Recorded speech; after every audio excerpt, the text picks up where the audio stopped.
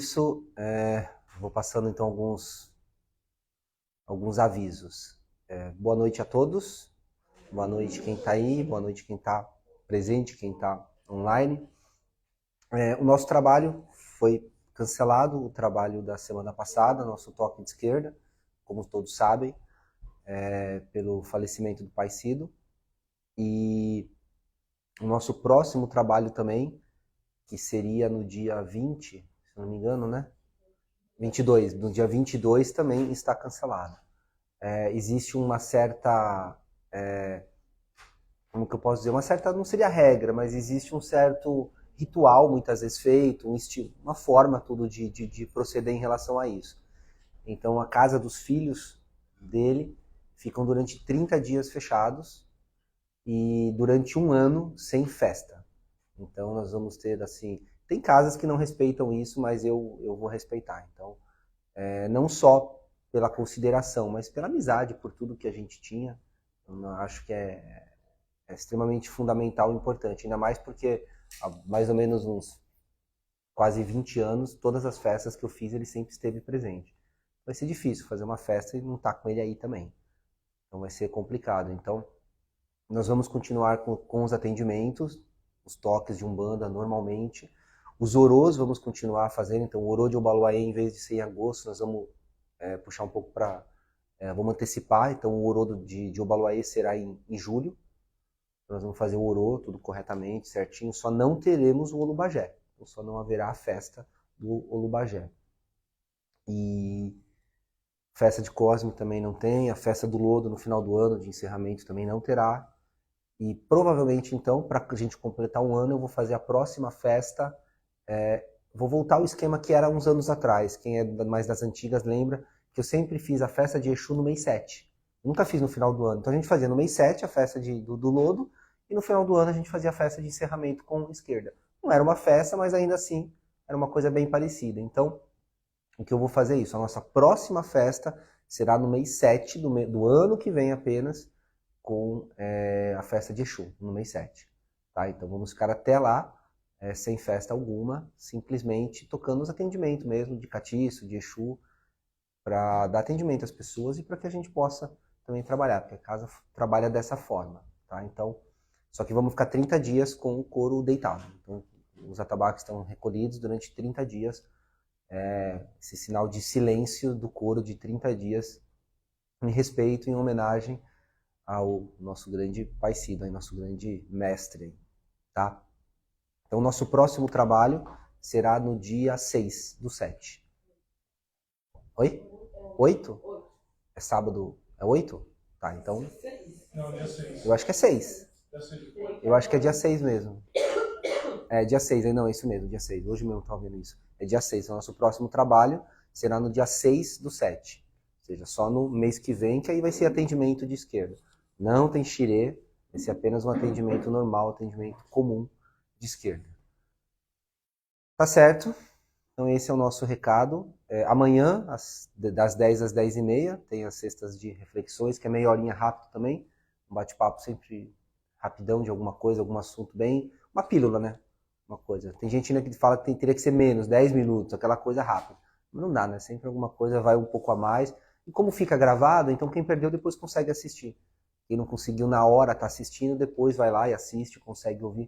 Que sempre é um assunto interessante, sempre alguma coisa para questionar, sempre uma reflexão, sempre alguma coisa para que a gente possa aprender alguma coisa. Tá?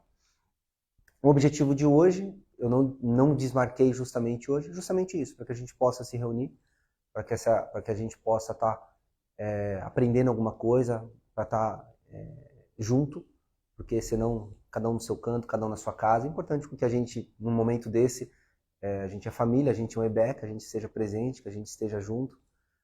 E nada melhor do que o Bentinho, né? O Bentinho é uma figura, assim, fora de sério, de um conhecimento, de uma alegria, de uma energia.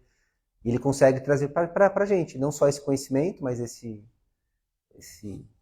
abraço, esse carinho, esse aconchego que só ele sabe dar, que só ele consegue trazer de uma forma irreverente, de uma forma alegre, de uma forma descontraída.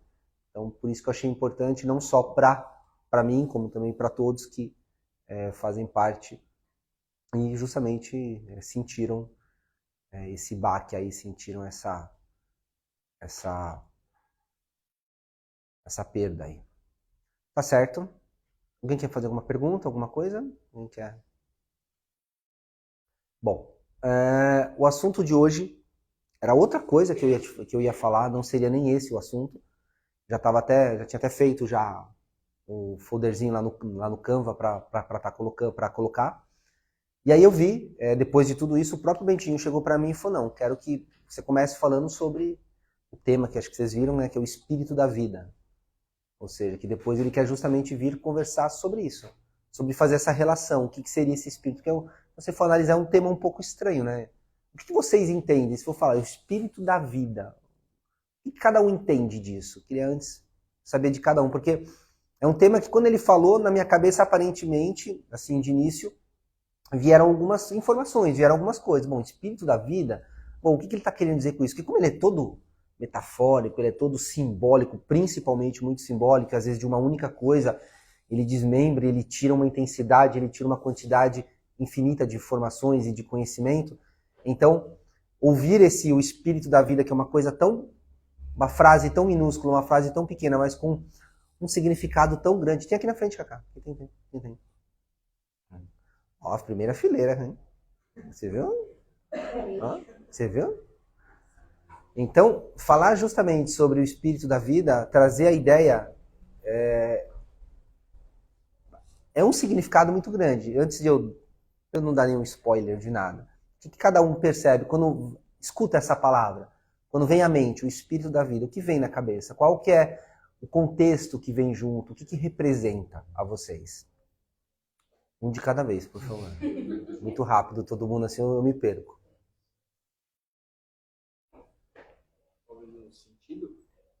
O sentido? No sentido de propósito, o sentido e o propósito que traz? O que mais? Tem cadeira aqui na cozinha, pega aí na cozinha, tem. O que mais? Além de sentido, propósito, o que mais? Sentir. Como lidar com sentido. Com sentido. O que mais? O que vocês acreditam? O que vocês têm mais ideia em relação a isso? Quando vem à mente isso?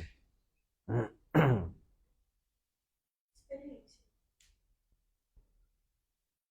Experiência em que sentido?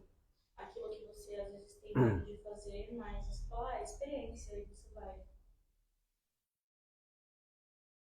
O que é legal de muitas vezes, quando ele traz muitas vezes um tema que ele quer vir falar e ele joga dessa forma, eu acho muito interessante porque eu acho que o simbolismo e trabalhar com o simbólico é extremamente fundamental. Porque cada um pode ter um ponto de vista e cada um pode acrescentar alguma coisa. Eu acho que isso é muito importante, acho que isso é fundamental dentro do conhecimento. Porque quando o simbolismo ele representa além, existe uma lenda antiga que dizem que o conhecimento ele foi passado de forma simbólica justamente para que as pessoas não esquecessem eles. Então, se eu vou passar um conhecimento para você e eu tenho um curto tempo, uma mente mínima que eu possa para que você possa lembrar, qual que é a melhor forma de eu passar? Através de um simbolismo. Dentro de algo simbólico, você consegue passar muita informação assim, de forma reduzida, de forma muito restrita. Então, o primeiro ponto que eu acho bacana de como ele trabalha e da forma que ele usa é o quanto através, dentro desse simbolismo, ele consegue passar o máximo de informação, trazer o máximo não só de informações lógicas, mas abstratas também, coisas às vezes que a mente tem que sair, tem que ir além, para que você consiga colocar aquele conhecimento ali. Então isso é muito bacana. Além disso, as histórias. Então muitas formas de conhecimento se passam através de através de história, tal coisa, tal assim, assado, viveu, passou. Ou seja, uma história é muito mais fácil de você ver o que está impregnado ali de forma de conhecimento. E qual que é aquele conhecimento que está ali embutido, que está ali enraizado e que aparentemente não está vendo.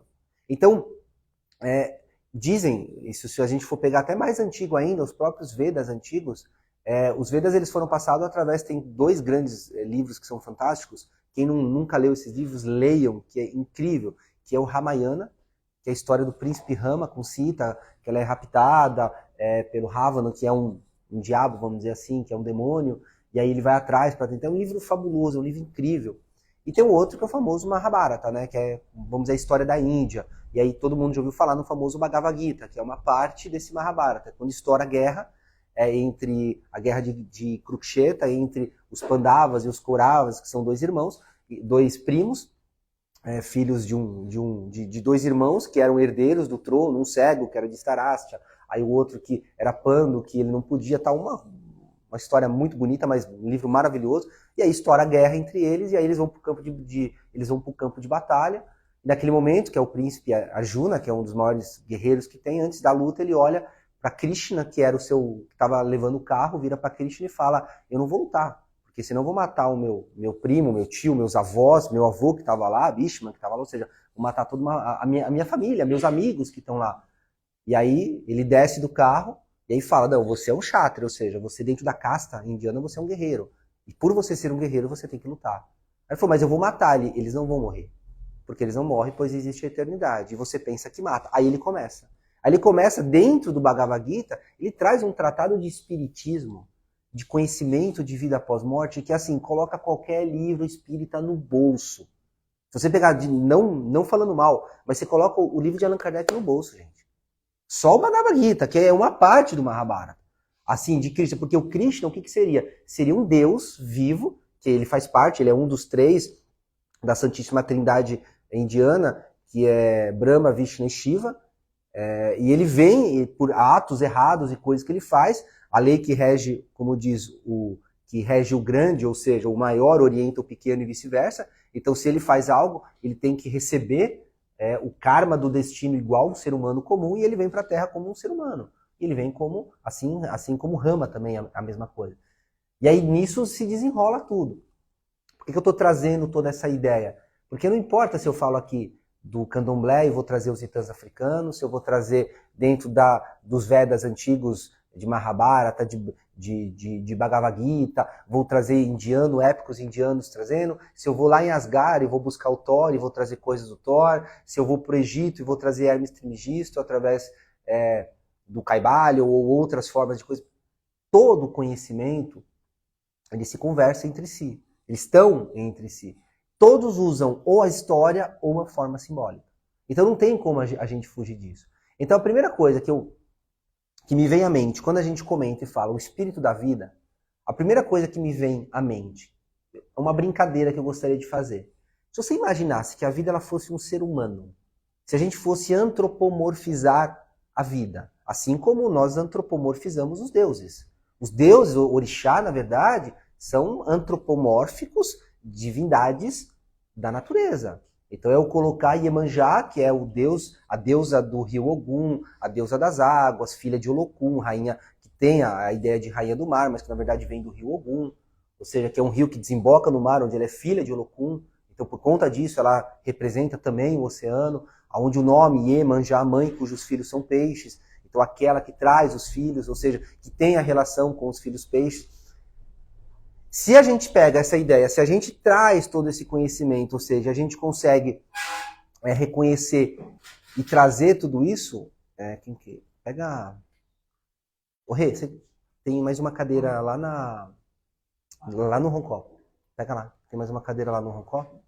E tem aquelas duas lá Ô Vinícius, pega pra mim, por favor, lá no Búzios, as duas cadeiras. Hoje tá cheio. Hoje as cadeiras... Acabou todas.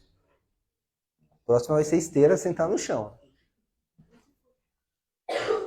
E aí, dentro desse, não importa se traz de um lado ou se traz de outro, todo esse conhecimento ele vai se conversar. E dentro dessa visão simbólica é muito bacana.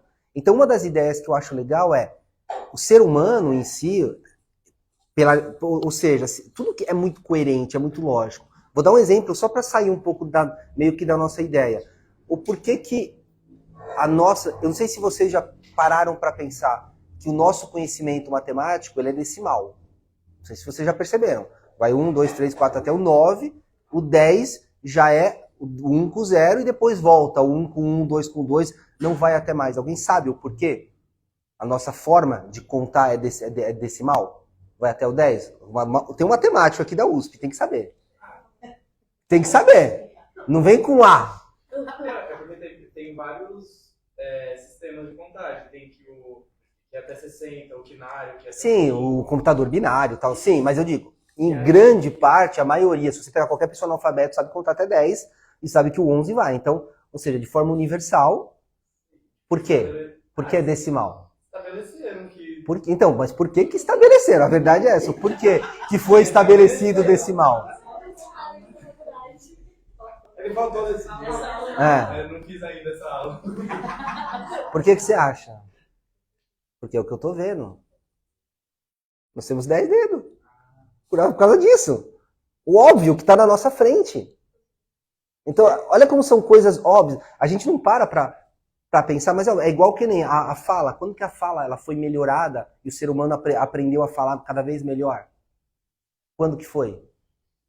De noite.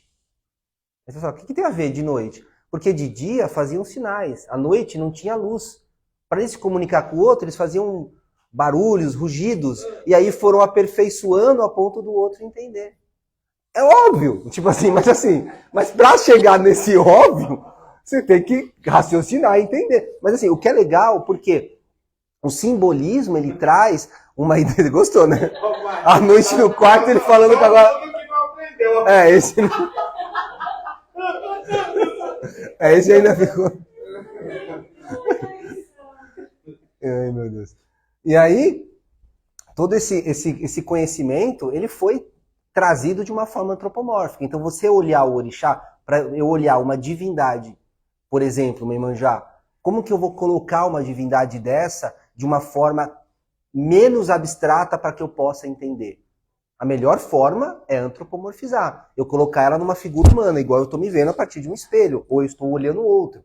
Então eu antropomorfizar, só que isso não diminui, como as pessoas imaginam. Embora a nossa mente acaba diminuindo. É a mesma coisa. O Ogum, por exemplo, ele foi antropomorfizado como um grande guerreiro. Mas assim, ele não é o guerreiro, ele não é o artesão. Ele é o ferro. Ele é o elemento. Ele é todo aquele elemento que representa. Só que, claro, eu vou olhar o ferro, mas vou olhar o que eu posso fazer com ele, a criatividade, a habilidade do artesão. Eu vou olhar tudo o que está em volta e para que eu entenda esse elemento, eu vou ver justamente a partir do meu olhar humano. Então eu vou antropomorfizar. Só que a gente está falando de um orixá que representa o quê? Representa o ferro. Que representa o quê? O sentimento de luta. Ogum é o sentimento da luta, ele é o sentimento corajoso, é o desbravador, é o que luta. Também faz parte da tribo dos Odés, dos caçadores, ele que ensinou Odé a caçar. Então ele também faz parte, é um caçador. Então, ou seja, ele não representa o caçador, ele representa o espírito do guerreiro caçador. Aquela vontade, aquela coragem que se tem. Aquilo que faz com que... Por isso que o filho de Ogum é corajoso, ele gosta de desbravar, gosta de fazer... É normal, ou tem esse lado, existe isso. Só que as pessoas antropomorfizaram através de um ser humano. Só que não temos que diminuí-lo, temos que entendê-lo, essa interpretação que é muito maior. Quando eu estou falando daquele orixá, estou falando do elemento ferro. Nosso planeta ele é azul por causa de ferro. Ou seja, então quer dizer, é o que dá cor ao nosso planeta. Então já começa por aí, quimicamente falando. Então, olha o quanto, só que dentro, para que eu consiga entender, como que eu vou entender uma energia de um ferro se manifestando? É muito surreal. Nós não temos intelecto suficiente, conhecimento adequado para que a gente possa entender e interpretar como que eu vou incorporar isso e trazer isso. Só que ao eu olhar e eu embutir isso dentro de um ser humano, e eu olhar isso dentro de um outro, é diferente. É diferente muitas vezes se a gente pega uma Yansan, a gente pega um Xangô, que vem de são grandes eborás, ou seja, são seres humanos que se divinizaram através de todo aquele elemento que conquistou através da dominação do fogo, do tudo. Mas a gente tá falando, tudo bem, ele dominou o fogo, mas ele não é o fogo, porque ele não é o elemento, ele é um eborá. Ele vem de uma construção, de um reinado específico, que você pega do grande Alafim, filho de Oranian, que tem toda a história, e você vai, e aí você vê todo aquele conhecimento, e através daquilo ele se divinizou. Mas ele não é o puro elemento que tem. Tudo bem, são coisas distintas. Por conta disso ele é menor? Não, de forma alguma. Não faz dele menor, não faz dele superior, inferior. E aí que a gente começa a entender se fosse para você olhar para a vida como um ser humano, como seria essa vida? Porque se eu estou falando que o espírito da vida, ele traz essa ideia de espírito da vida, como que você olharia para a vida, se hoje você fosse descrever ela de forma antropomórfica como um ser humano, como que você descreveria a vida? O que ela seria? Como ela seria? Uma criação. Ela se autocria. Ou seja, um rato que dá cria constante. Um coelho que dá cria feito doido. Que mais? Eu acho, cara, que nos falta essa capacidade para descrever. É como descrever Deus. Como é que eu vou descrever? Como descrever um orixá? Não, Deus nesse caso seria muito mais fácil.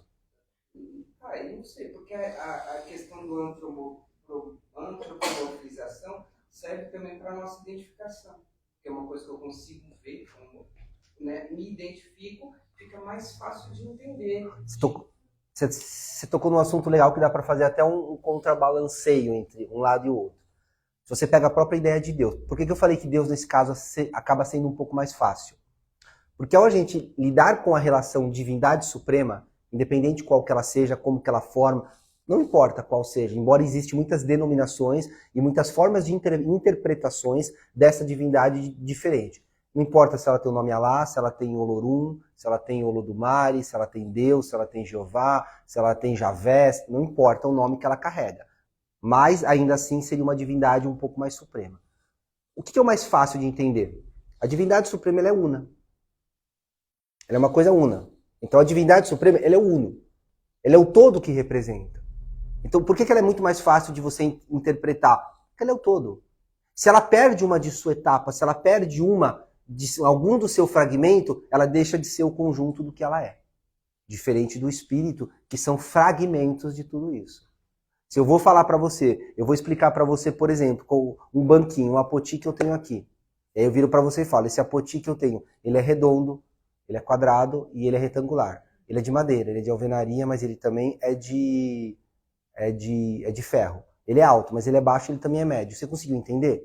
Não tem como. Agora eu viro e falo, não, esse banquinho que eu tenho, ele é baixo, ele é de madeira, ele é retangular e ele é pequeno. Você conseguiu imaginar? Ou seja, a mente humana, para conceber alguma coisa, ela precisa excluir. Então, para eu entender alguma coisa, ao eu falar que ele é baixo, eu já descartei tudo que ele não é. Alto, médio. Se eu falei que ele é retangular, você já descartou redondo e quadrado. Se eu falei que ele é de madeira, você já descartou os outros. Só que, se eu estou falando de uma unidade, que seria esse Deus de forma concreta, objetiva, até que é forma una, se eu tiro um elemento dele, ele deixa de ser uno, ele perde aquilo que ele representa. Então, olha a diferença. Ao eu tirar algo, ele deixa de ser aquilo que ele é. Se eu pego uma palavra, tipo banco, e eu tiro o, é banco. Porque ele perdeu alguma coisa. Então, para ele ser banco, ele tem que ter toda a palavra. B, A, N, C, O, ele tem que ter tudo. O todo, que seria o Deus, ele tem que ter tudo. Se ele perde alguma coisa, ele deixa de ser a sua unidade que representa o uno. Que é o todo, que representa o todo. Nós somos fragmentações desse, mas nós não somos ele. Como muitos interpretam de forma errada. Ah, eu sou filho de Deus, eu tenho a centelha de Deus, então eu sou Deus. Não. Tipo, o William Shakespeare escreveu Hamlet.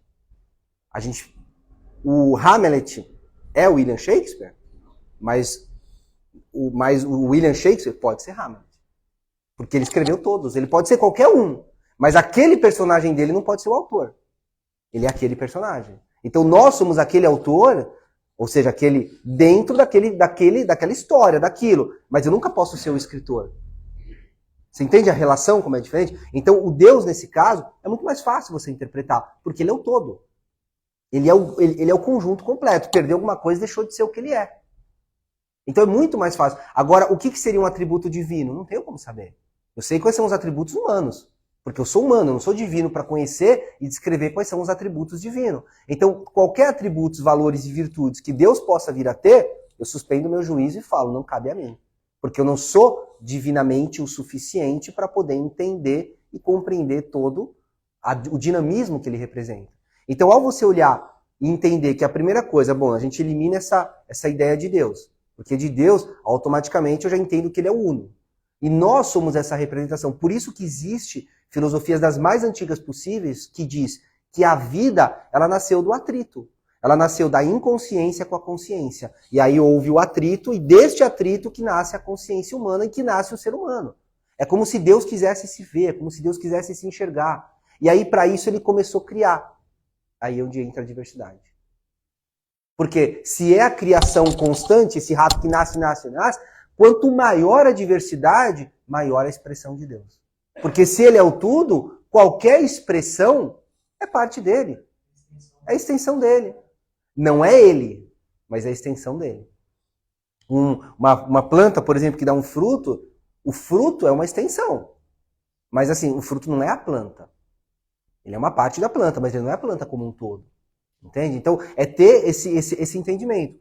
Ao se entender o espírito da vida e trazer a ideia do que representa esse espírito da vida, você vai compreender o quê? Que esse espírito que a gente começa a trazer e começa a querer entender é justamente esse fragmento.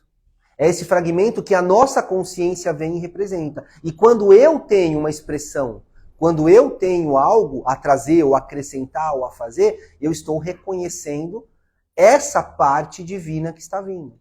O que vem a ser que muitos falam, que é o famoso namastê? O que é o namastê? O meu divino reconhece o seu divino. Quando um muçulmano encontra o outro, o que ele fala? Salam aleikum. Ou seja, o sagrado em mim se comunica com o sagrado em você. Então, se eu sei que eu sou uma expressão de Deus, você também é. E se nesse momento eu estou junto a você e eu estou te reconhecendo, a primeira coisa, eu estou entendendo que nós fazemos parte da mesma condição. Então, aí a gente começa a reconhecer que esse espírito da vida, ele tem a minha consciência. Mas há uma inconsciência que está todo mundo ligado e está todo mundo preso, está todo mundo ligado a isso. E essa inconsciência faz com que todos estejam não só interligados, mas que estejam em comunicação. E é importante com que eu reconheça justamente isso naquilo no outro. Para que eu reconheça o que também há de sagrado em mim. Porque se eu reconheço o que há de importante, de valor, de belo no outro, eu reconheço também o que tem em mim. E eu percebo que o meu precisa se comunicar com aquilo que o outro tem. Então, o quanto que o sagrado nesse momento, o divino, ele se apresenta? A todo momento. Em cada diversidade, em cada mudança, em cada esquisitice, em cada loucura. É o sagrado se apresentando.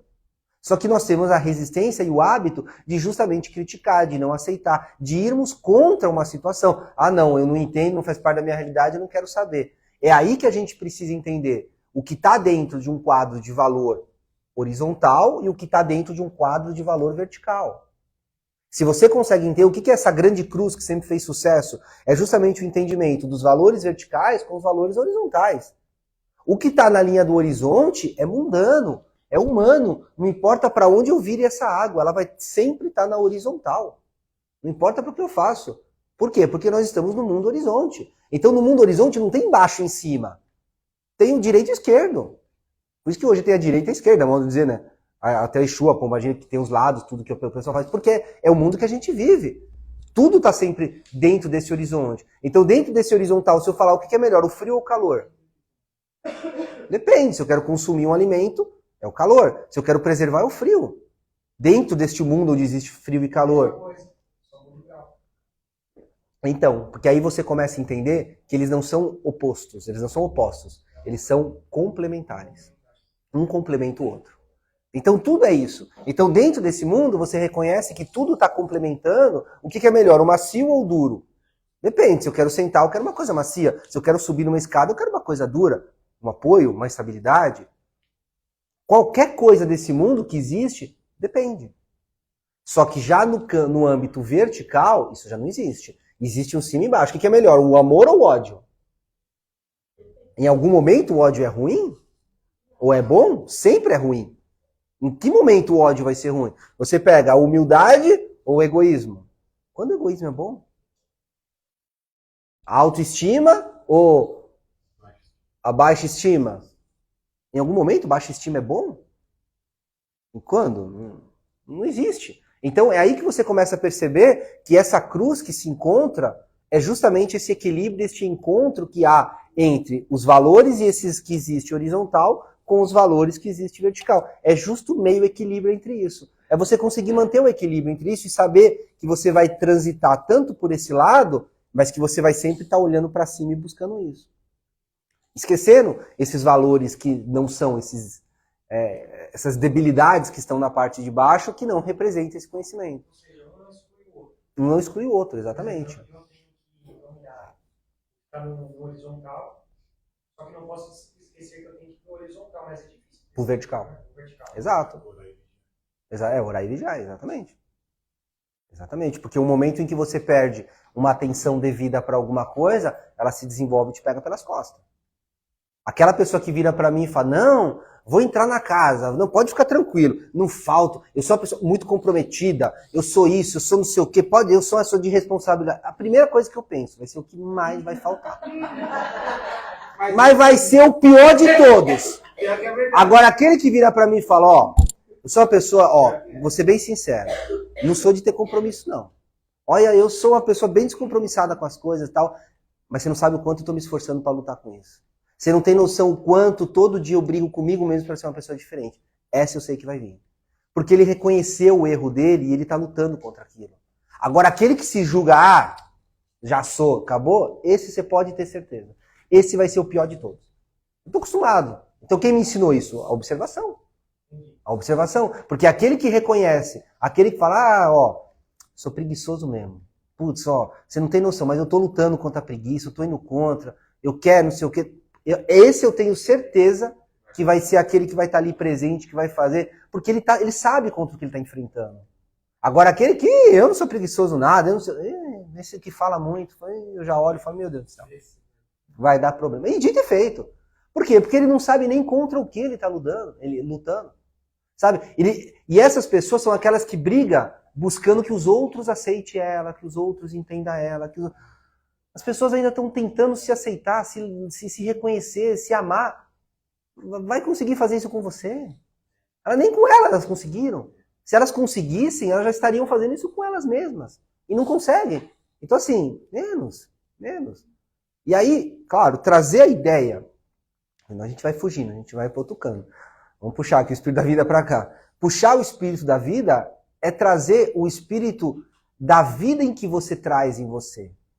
Porque se você reconhece o sagrado e você reconhece que você é parte do divino, o que de divino você quer trazer em você? Porque é esse espírito que você tem que trazer para hoje. Então você tem que reconhecer não só as suas debilidades, mas você tem que reconhecer o que faz com que você seja uma versão melhor de si mesmo a cada instante. O que de sagrado em você pode produzir, você pode criar, você pode fazer, e dentro dessa condição, esse sagrado pode fazer com que você realmente esteja vivendo de forma autêntica. Tem pessoas hoje que passam pela vida sem expressão. Não tem vida. Você olha para a pessoa, você vê a pessoa não tem vida. A pessoa é um zumbi na vida. Perdeu a expressão, perdeu o reconhecimento, se anulou, não sabe o que quer da vida, está em busca de uma coisa que às vezes é o sonho do outro, não é o próprio sonho dela. Viver a vida, viver o sonho de ser o espírito da vida, é você viver dentro da sua consciência hoje o seu ápice.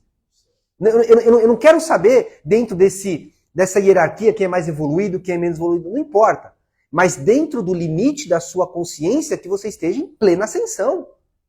Porque existe uma frase, até que meu tio sempre falou para mim, que eu nunca esqueci mais dessa frase, que é: toda sabedoria ela é infinita ao nível daquela consciência. Ela é plena, ela é intensa, mas ao nível daquela consciência. Ela é limitada dentro daquela consciência, mas ainda assim ela é completa. Então, ou seja, não importa se você está ali ou está aqui embaixo. Deus não está preocupado com a hierarquia em que você está. A eternidade está aí justamente para dar essa paciência. A ansiedade que atrapalha. Mas é que você, dentro hoje da sua condição, que você viva a sua plenitude. Se hoje você fosse para falar, hoje, agora, o orixá seu está na tua frente perguntando: quantos % de todo o potencial que você tem, você está vivendo hoje? Quantos % do seu potencial você está vivendo hoje? De todo o potencial que você sabe que você tem. Às vezes você permitiu com que uma ansiedade prejudicasse, uma depressão, uma preguiça, alguma coisa, um vício. Mas assim, de todo o potencial que você tem, quantos % você vive hoje? Desse potencial? Você já parou para pensar o quanto a gente se boicota? E o quanto a natureza investe na gente? O quanto o orixá investe na gente? Quanto de papel você já usou para limpar a bunda? Quantas árvores você teve que acabar para isso? Quanto ar você respirou? Quanta água você bebeu ao longo da sua vida? Quanta comida você comeu? Quanto animal você matou para comer? Olha o quanto a natureza investe em você. E qual é a retribuição que você está dando a ela? Botando fogo. Hã? Tá estourando o cartão de crédito. Tá bem. É o que tá fazendo. É estourando o cartão de crédito. Aí, é o que tá fazendo. É o que tá fazendo. Aí vai o pai trabalhar 24 horas. E ele também. Ele também. Tá vendo? É um em cima do outro aqui, ó. Então, eu quero que vocês param para pensar o quantos, que acho que por porcentagem é mais fácil, quanto de intensidade você hoje consegue viver? Vocês conseguem ter mais ou menos um número aproximado? De quanto? Dentro de todo o seu potencial, do seu ápice de capacidade, de intenção, de oportunidade, o quanto você tá vivendo? Porque o que vale na vida, o espírito da vida, quando o Bentinho me trouxe essa ideia, ele falou, é justamente o quanto de sagrado, de divino, de especial, de sublime, você hoje consegue manifestar. E quais são essas máscaras que você vai ao longo do dia da vida colocando, que justamente vai te inibindo, te anulando, te restringindo, te podando, te amarrando, te algemando, e você vai perdendo tudo aquilo. Às vezes é uma coisa besta. Às vezes agora, por exemplo, é falar. Mas a sua timidez, o seu orgulho, a sua vaidade não permite. Você quer falar alguma coisa e você não permite. Você fica quieto. Isso já é um exemplo de boicote. Às vezes você aqui, num grupo aqui de 40 pessoas aqui, que quer falar e não consegue falar. Porque já é o medo de ser julgado. A vaidade, o orgulho. E aí, assim, isso já é um boicote. Porque nesse momento você poderia falar alguma coisa e contribuir com alguma coisa que fosse servir tanto para a live como fosse servir para outras pessoas. Mas o seu boicote nesse momento, no caso aqui, seria uma vaidade, seria um orgulho, uma timidez. Mas quantas outras coisas na vida, por insegurança, por medo, por depressão, por pressão, por o pior de todos, que é zona de conforto. Você está 10 anos, 20 anos naquele mesmo emprego, não gosta do que faz, odeia o que faz, assim, e está ali preso naquilo, não vai além daquilo. Está preso naquela situação ali, não vai, não consegue. E ali, o tempo passando. E você não está vivendo justamente o teu ápice de tudo aquilo que você poderia estar indo além. E você não está fazendo. Então, ou seja, traga isso para a tua realidade e veja. Veja quantas vezes as pessoas pisam, te humilham, falam merda de vocês, enfiam o dedo na tua cara, ou seja, pisa a forma de usar você como um tablado, como uma forma de crescimento, e você, ok, tudo bem, porque você já vem de uma baixa estima, de uma leitura opressora, ou que você viveu em casa, ou que você viveu com um relacionamento, ou que você viveu com alguém, e você apenas continua aceitando essa mesma situação. Ah, eu vou virar a mesa e vou brigar? Não, mas você vai impor limites. Você vai mostrar para a pessoa até onde ela pode chegar até você. E daquele espaço não passa.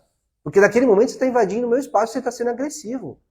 E eu não te dei permissão, liberdade para isso. Afinal, a nossa relação não envolve isso. Seja profissional, seja afetiva, seja amorosa, seja familiar.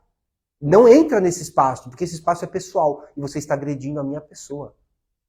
Você não precisa brigar, você não precisa enfiar o dedo na cara. Mas você mostra o limite para a pessoa. E aí você, por conta disso, permite com que toda essa carga negativa, essa maldade do outro, te ofusque. Você deixa de vender, você deixa de prosperar, você deixa de curtir, você vai para um passeio, você não curte o passeio, você fica de cara amarrada, virada, porque alguém falou isso, porque alguém disse isso. E aí você perde aquela oportunidade. Às vezes você vai ter oportunidade, você não vai mais voltar naquele lugar. Às vezes é uma viagem que você tá, que talvez você nunca mais consiga voltar naquele lugar. E você esteve naquele lugar de cara amarrada, de cara fechada, porque alguém falou uma merda para você. E você acabou com o seu dia. Por conta disso. E aí isso é viver em plenamente? Isso é viver o ápice de todo o seu potencial? Resumindo de forma muito objetiva e direta, que é importante vocês entenderem. Viver o espírito da vida é permitir com que as coisas externas não invadam e não te prejudicam. Porque o espírito da vida ele é interno. Então é não permitir com que a maldade, com que a inveja, do que o ódio, do que a macumba, do que a agressão, do que o palpite, do que a crítica destrua você. Porque se você tá fechado com você tá ali firme com você, o que vem de fora, meu amigo, você me desculpa, é bosta. Porque hoje quem te aplaude, amanhã te chuta. E se você vive a sua autoestima baseada nessa aprovação do outro, o dia que ele te chutar amanhã ou te recriminar e te vaiar, você caiu. Porque você colocou na mão do outro a sua autoestima, a sua autoimagem, o seu valor. Exatamente, você deu poder para a pessoa. E aí você vem culpar, porque o outro... Não, o culpado é você. Quem entregou isso pro outro foi você. Só que vai atrás, na causa de tudo isso, e descobrir quais foram os motivos que fez. Porque amanhã você troca de marido, de esposa, você troca de emprego, você está revivendo a mesma situação, porque você não aprendeu. Você continua esperando, vivendo, e aí você fala, troquei de situação, é a mesma merda. Claro, o problema não é o outro, o problema é você. É você que não põe limites, é você que não mostra as coisas, é você que não... Você é conivente com o erro que faz com você. Como que você... Olha isso, escuta o titio aqui falar. Presta atenção, vocês crianças, para aprender. Como que você é conivente com o maltrato do outro em você? É surreal, gente. Isso, assim, e você é conivente. Nesse caso, para mim, você é pior que o outro. Porque o outro te fazer mal é problema dele. Mas você se permitir e ser conivente com a maldade contra você, o outro pode errar com você. Quem não pode errar com você é você. Você não pode errar consigo mesmo. Agora, o outro pode errar o quanto quiser. Se você não der abertura, se você não der oportunidade e não permitir com que ele entre, e a maldade dele faça parte da sua vida, ele pensa o que ele quiser. Você é diferente, foda-se, eu quero ser, e aí? Mas isso te incomoda. Então o problema é seu, quem tem que buscar ajuda é você. Porque você está se incomodando comigo. Quem está doente é você, não sou eu. Só que as pessoas, elas querem que os outros se sintam mal para que elas se sintam confortáveis. É aquele namorado que vira para namorada e fala, não vai com essa mini saia. Por quê? Porque eu não gosto, se é isso, se é aquilo. Não, você é inseguro. Você está inseguro de eu estar usando mini saia. Então você quer que eu mude a minha roupa para que você se sinta confortável? Meu amigo, vai buscar ajuda. Você que é inseguro e não consegue ter uma mulher do lado usando mini saia. O problema é seu, não é meu. Mas existe a ideia de que para eu estar confortável, eu preciso estar com as pessoas à minha volta confortável. Isso nunca vai funcionar. Isso nunca vai existir. Porque sempre vai ter um espírito alegre e um de porco para criar confusão e falar, aqui não, aqui não. Ixi, quantas vezes, uma vez eu lembro que eu fui numa festa, e era uma festa, tudo tal, com coisas específicas, assim, nada de religião. Uma festa de grandes empresas, tal, não sei o quê. Na época de gravação, tudo. E um dos comentários era bem assim, virou pra mim e falou, fala de tudo, só não fala de espírito. Como é que é? Não, você pode falar do que você quiser. Fala de Lula, de Bolsonaro, você pode falar do que quiser. Mas não fale de macumba. Eu olhei e falei, tá bom, pensei. Falei, acho que hoje eu só vou falar de macumba. Eu vou treinar. Vou treinar o Sou Mais Eu. Vou treinar o Sou Mais Eu nesse momento. Primeira coisa que eu cheguei e falei, nossa, você tá com guia aqui? Você é macumbeiro? Não. Putz, eu sou, sabia? Tipo, já comecei. E todo mundo me olhando, eu falei, não falei que não era pra falar, então, tô treinando o Sou Mais Eu. Porra, você me convida pra um lugar, me fala uma coisa, não fala, e você não quer que eu seja eu? Não me convide. Não me convide. Agora o que a gente faz? A gente aceita. A gente aceita essa leitura opressora da vida e abaixa a cabeça. E não, tudo bem, vamos lá. Vou falar de tudo, menos disso. Isso que a minha vontade era entrar já. O sino da igrejinha faz belém, bem. Já entrar. Beuzebu avisa Satanás. Já entrar já na polada já. Porque, tá fazendo o quê? Tô treinando. Já entrando no ar, tô treinando. Porra, então não me convida. Sabe, pô? E eu acho que isso quantas coisas quantas máscaras, roupa você foi usando dentro de um relacionamento, dentro de um trabalho. Só que é isso que você vai entendendo. Quanto mais roupa você vai colocando, quanto mais você vai se escondendo, menos o espírito da vida aparece. Menos você tem brilho para manifestar o teu interior. Porque se você tá jogando roupa em cima, você tá se encobrindo, você tá jogando um monte de coisa em cima, você tá se escondendo, você tá ofuscando o que você tem de mais bonito, de mais belo. Você tá se afastando da essência. É a mesma coisa. Quando seja uma diversidade, seja alguma coisa diferente, seja o que for, quando você aceita e você impõe, todo mundo aceita e fica numa boa. O Jô Soares aceitava tão bem a gordura dele. Quem queria ele magro?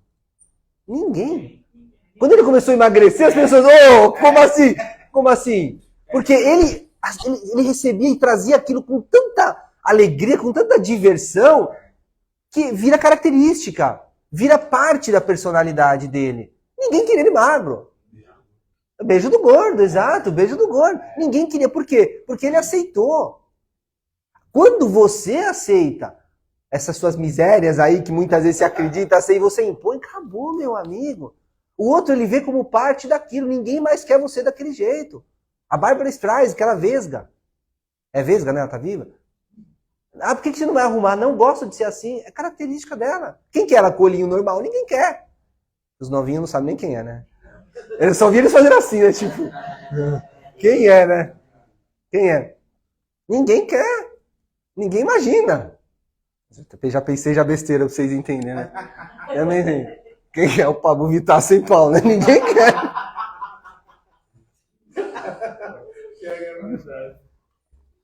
Aí vocês sabem quem é, né? Aí vocês conhecem, né? Então, olha como toda essa forma que você vai se mascarando e você vai encobrindo é a leitura opressora. Não só, a sociedade me pôs, tudo bem, a sociedade pôs, mas você aceitou. Você foi conivente com isso. Através dos outros, através da forma. Gente, quem mudou sempre, se você olhar ao longo da história, claro, foram exércitos, foram uma série de coisas, mas sempre quem mudou o mundo foi uma única pessoa. Sempre foi uma única pessoa. Que tinha uma cabeça, mas o principal, elas tinham consciência do próprio poder.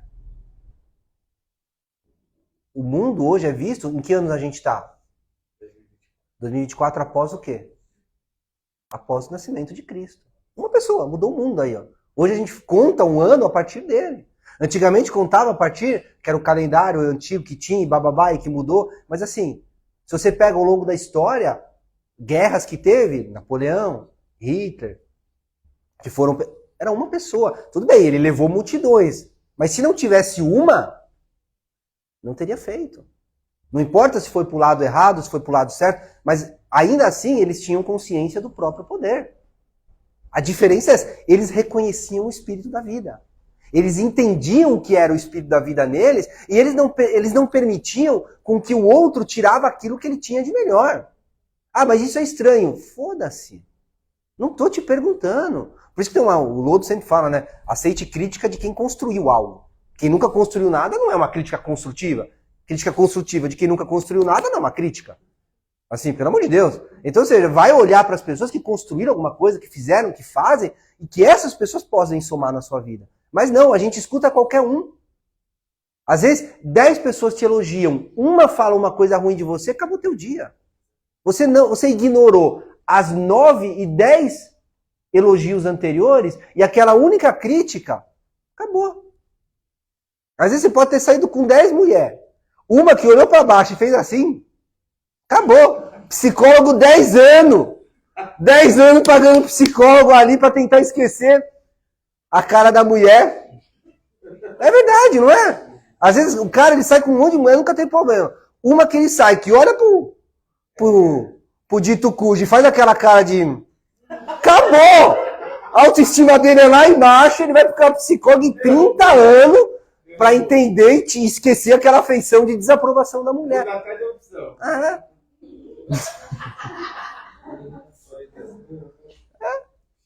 É verdade, mas por quê? Porque a gente está preso à crítica. A gente está muito focado ao mal. Aí vem aquele velho ditado, ah, mas eu não faço mal para os outros. Tá, você não faz mal, mas você acredita no mal? Você está no mal do mesmo jeito. A vida não sabe distinguir uma coisa da outra. Se você acredita no mal, ela reconhece como crença a maldade que faz parte da tua vida. Você vai ficar nele.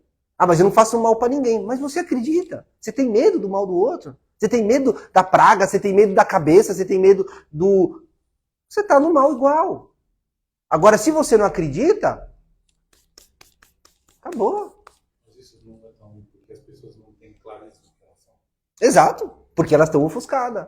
Elas perderam esse brilhantismo delas. Ela é mais criada pelos outros do que por ela mesma. Sim. Ela não se conhece. Sim. E aí, consequentemente, quando a pessoa acaba trazendo dela uma imagem do que ela vê da outra pessoa, ela É muito mais fácil. O outro me fala o que eu sou. Para que eu vou correr atrás e descobrir? Minha mãe falou que eu sou assim. Como eu sou? É muito mais fácil, óbvio. As pessoas elas vão buscar o prático. Elas acham que a praticidade é o legal. Elas não perceberam que o desenvolvimento nelas na vida é justamente esse. É se conhecer. E como você se conhece? Quando você justamente ilumina e joga para fora o espírito da vida que faz parte de você. A maioria das vezes não é uma crença que ele põe na cabeça dele. Total. E ela acredita Ele naquilo. acha que ele não tem a capacidade. Exato. Ele vai crescer, É a limitação dele. Não vou fazer mais do que isso porque eu não vou ter capacidade. Porque eu vou ter medo de atravessar, eu vou ter medo de explorar outras coisas. Sim, mas isso aí, exatamente. Esse caminho não ficaria mais curto, porque eu acho que o ambiente influencia bastante. Esse caminho não se encurtaria muito mais se a pessoa não dá Então, isso é relativo. Conheço um homem que já até faleceu, não vou citar nomes. Ele tinha 2 filhos. Ele era um bêbado, alcoólatra, que batia na mulher e nos filhos. Ele teve 2 filhos. Um vira e fala, um bebe pra caramba. Ele fala, eu sou fruto do meio. Meu pai fazia isso, como eu não vou fazer? Tá no gene. O outro é vice-presidente de um banco. E fala, meu pai era assim, tudo que eu quero ser é diferente dele. Os 2 são filhos do mesmo pai, tiveram a mesma criação e viveram da mesma forma. Então, e aí? O meio? Não é o meio. O meio não faz ninguém. Se o cara que virou presidente do banco, ele não mudou o ambiente dele. Pra chegar Claro, assim. óbvio, justamente. Ele foi se aproximar e tá perto de pessoas, próximos de pessoas que iriam acrescentar e não tirar dele, e não diminuir ele. Ele buscou pessoas que levavam conhecimento. Só que hoje, a gente nunca teve tanta informação à disposição. Mas olha o nível de informação que a gente tem. Outro dia eu vi uma pesquisa, 57% do que é pesquisado na internet no Brasil é putaria. Acho que 20 e poucos por cento é esporte. 10 e pouco, alguma coisa é política. Saúde, espiritualidade, religião, Deus, não chega a 1%. Então, olha o quanto a gente tem de informação, mas olha o que as pessoas buscam. As pessoas não buscam. Elas não querem saber. Elas não querem, elas vão atrás justamente da informação equivocada. Gente, só para já quase encerrar, eu entendi o porquê justamente o Bentinho ele trouxe essa ideia. Ele trouxe essa informação e queria falar esse assunto justamente pós tudo isso que a gente passou e que a gente viveu. Porque existe uma filosofia antiga que diz que a morte ela é justamente um fim necessário que vai eliminar aquela carga e aquele peso que você não consegue mais suportar. Então, ao longo da vida, você vai segurando e você vai acumulando uma série de traumas, de medos, de inseguranças, de dor, de sofrimento. Chega uma hora que você não tem mais estrutura para lidar.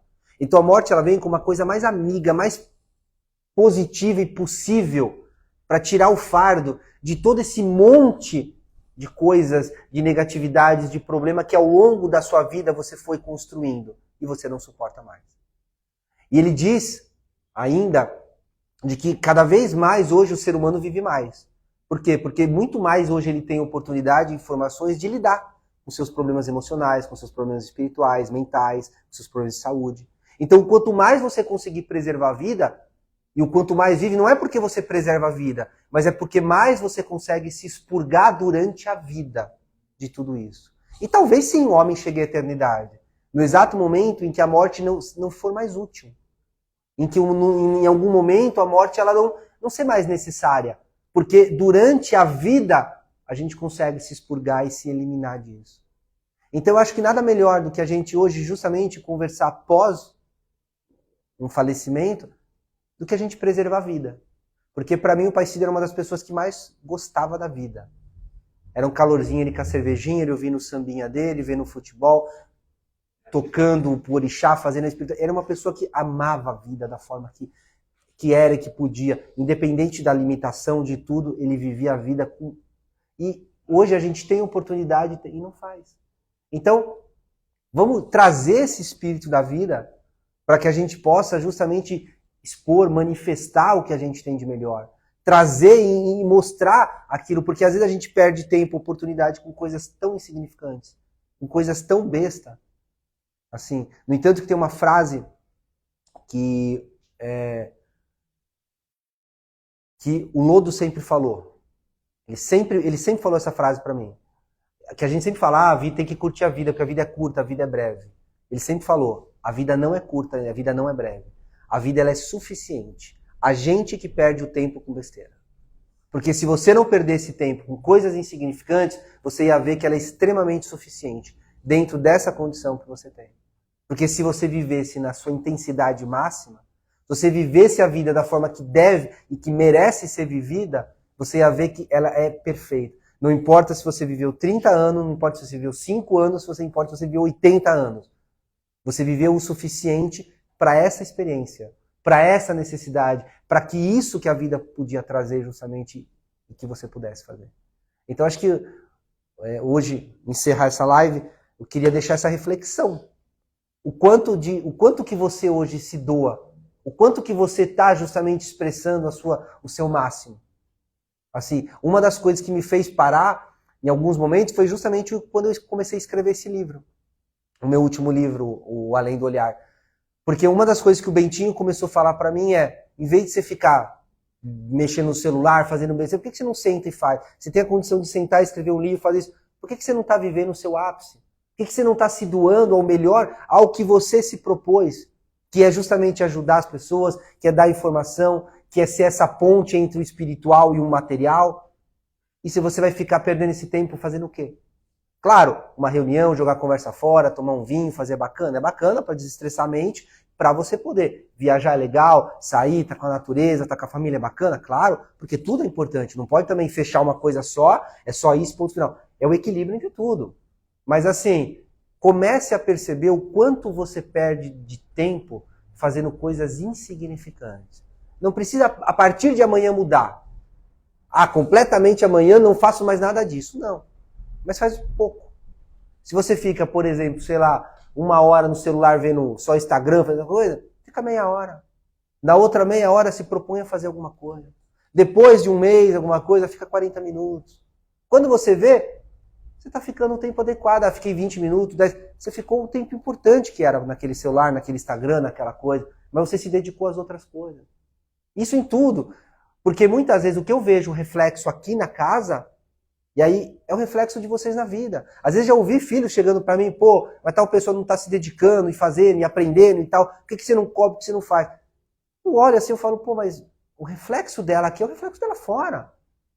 Se eu quero ajudar ela, eu não quero ajudar ela a ser uma pessoa melhor aqui dentro, eu quero ser uma melhor na vida. Porque se ela é uma pessoa melhor na vida e ela vai ser melhor no trabalho, melhor em casa, melhor tudo, consequentemente ela vai ser melhor aqui dentro, vai se dedicar, vai fazer, vai querer aprender, e vice-versa.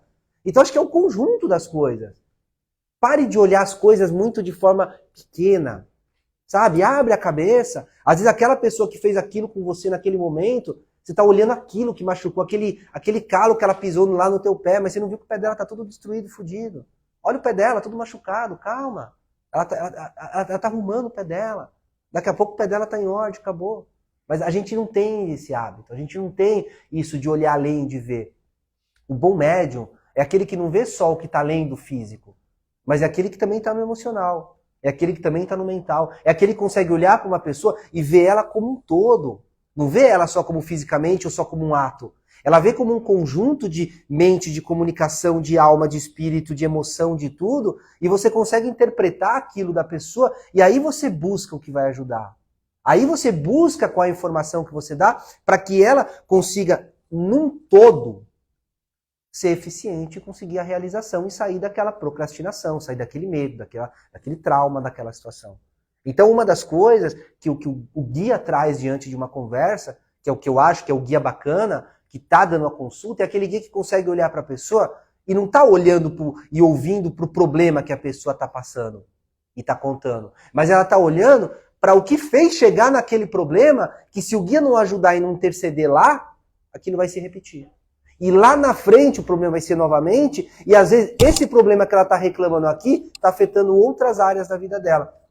E aí você vai ajudar aquilo, mas o problema vai estar no outro. Só o sintoma, e não exatamente. Exatamente. Gente, é isso, por hoje é só. Amanhã vai ter mais meia horinha, das 10 às 10h30, a live do Sextas de Reflexões. A gente continua um papo parecido, não vou sair muito da ideia, porque ainda tem tanta coisa que eu gostaria de falar desse assunto, mas a gente ainda vai estar preso a isso. Tá certo? Boa noite para vocês. Lembrando que nosso próximo toque vai ser só de esquerda no dia 6 de julho, daqui 30 dias exato, que é o nosso mês de silêncio em homenagem ao Pai Cido. Tá certo? Então...